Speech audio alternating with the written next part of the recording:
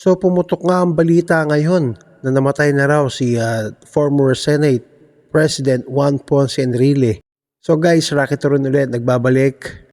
Nag-post si Ramon Tulfo sa kanyang Facebook account na ang report daw na namatay na si Juan Ponce Enrile is fake news.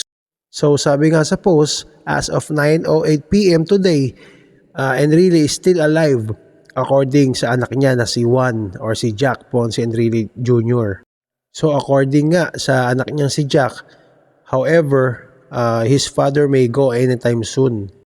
So 101 years old si former Senate President Juan Ponce Enrile. Pero na-recovered daw or na-retrieve daw sa Aglipayan Church sa Cagayan na si Juan Ponce Enrile was born on June 22, 1922.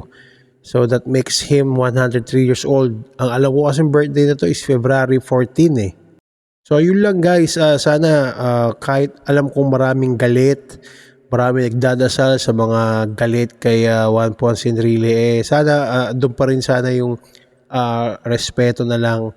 Ang hirap nung point na kahit papano mamamatay na yung tao or andun na siya sa stage na yun, pinangungunahan natin. So para sa akin wag naman, wag tayo maglabas ng fake news. And kahit papaano, isama natin sa dasal.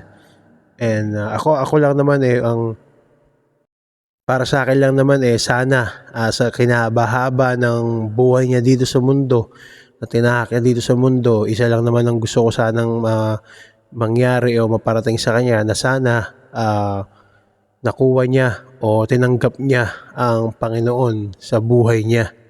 So kayo guys, anong masasabi nyo dito sa paksang ito? You can write your comments down below para malaman natin ang thoughts nyo.